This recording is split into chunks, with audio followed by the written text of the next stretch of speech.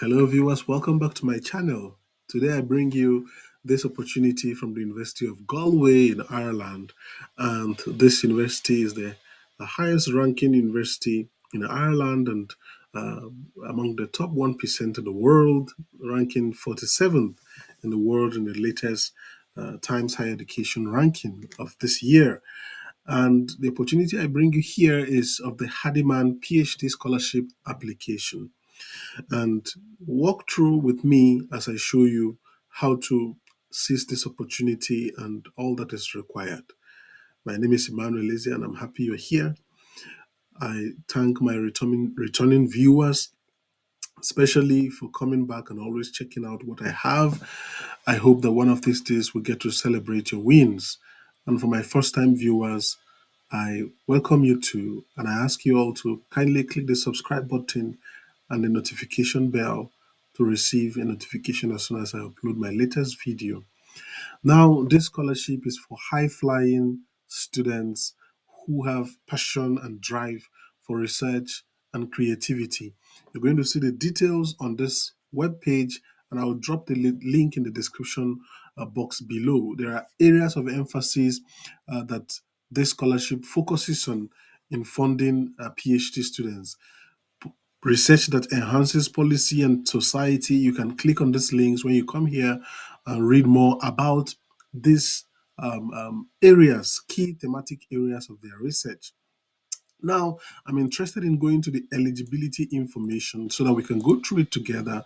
And they're interested in those who have first class degrees or upper second class honors degree or equivalent. And notice very importantly here that the requirement for a master's degree is silent. So there is a likelihood that this opportunity is seizable by those who have, second class upper degrees or first class upper degrees to go straight from BSc to PhD. This is what I imply from this eligibility requirement. However, you are advised to check further with the university. The deadline for this application is in February 2023, and you have enough time to make inquiries and get all the information you need. And they will not accept if you're currently registered as a PhD student somewhere or you are seeking a second PhD opportunity. So that's the eligibility for you. Now, how will they assess your application?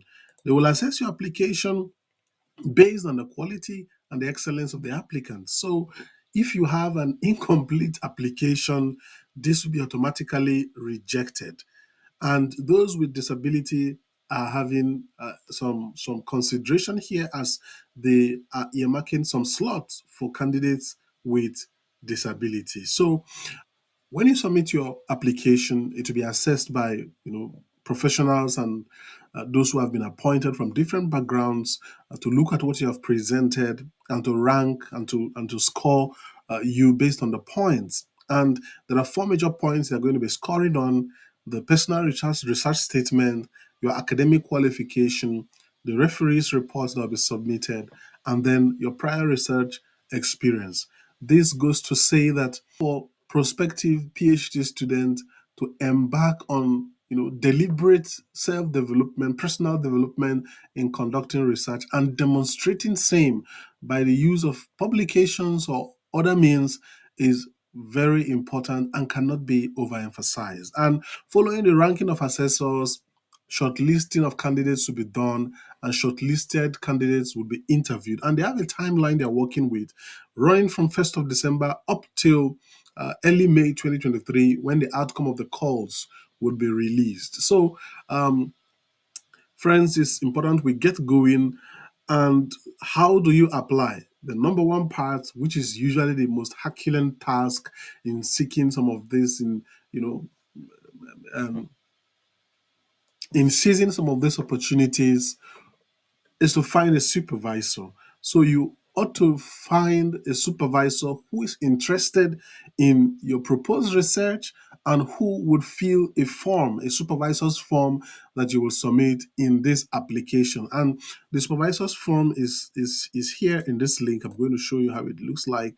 And then after this, You submit your application, and then you get your references or your academic referees to write you references for this application. Now let's look at how the form look like. And this application is done by email. So three major documents are required: the supervisor, acceptance form, your complete application form, and your completed academic references sent straight from the referee to the email address provided by this institution. Now, come with me. Let's look at this application document. When you click on any of these forms, the supervisor's form, it brings you to a page where you have both the supervisor's form, the application form, and the academic reference form. And what you do is to click on it. As you click on it, it downloads. It downloads, and it downloads into your computer, and you are able to access it straight from there. Now, how does the supervisor's form look like, which is like the number one requirement? You see, this is the University of Galway supervisor form, Hardiman PhD scholarship, and they want you to send this to your proposed supervisor as the applicant, and the proposed supervisor is required to complete this form and return it to, this email address. And the deadline for doing this and for the entire application is 10th of February 2023. And they emphasize again that incomplete scholarship application without any of these three forms: application form, supervisor form, and the two completed reference forms, will not be assessed. So take note of this. So your supervisor fills this on your behalf. That is number one. The second document, the second document would be the application form, which is what you feel, completing all your personal details and your previous studies and your research experience and all of this. So this is what the application form looks like. When you download it, you enter your details, your personal details and address, your current study if you are doing any, and then your previous education as indicated here, academic award or scholarships you have received, and then details of your research experience.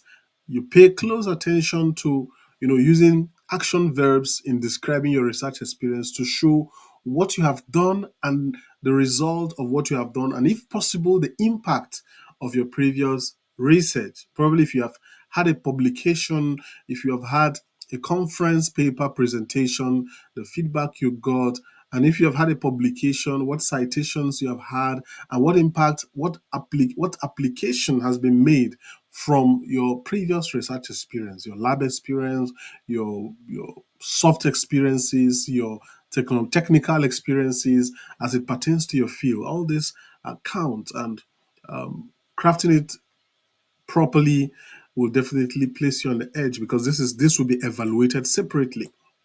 And the number five requirement in this form is your research personal statement. And you have asked to write a 1,000 word statement describing your research question, aims, and objective, and the framework you want to use, the methodology, your research plan, and all of this.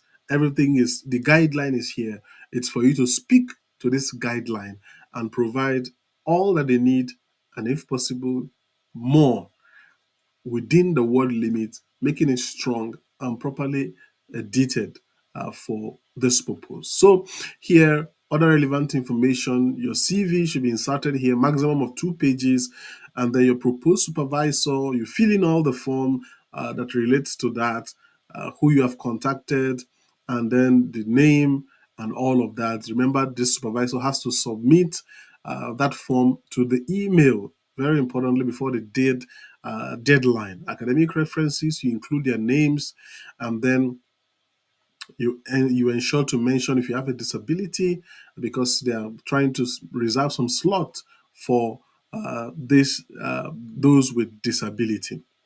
Now, that is it about the application form. And then the third would be the academic reference form. Here, you can see that they require your referee to fill in this form, and sent to them. And these are very straightforward documents that I hope that you can easily look out for. So, and when you get all these forms ready, what do you now do? The application steps would be to submit the form to the email. I will get to show you this in a minute.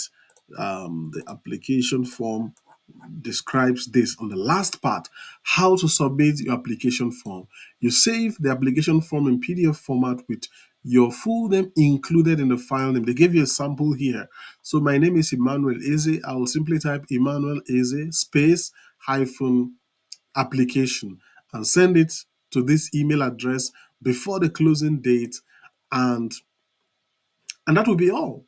So it's necessary for you also to check the English language requirements and see if there are waivers and if there are opportunities for you to meet this requirement in some alternatives from the test of English as a foreign language. So I look forward to your application or your questions or your inquiries on this. I'll be in the comments reading and attending to your questions.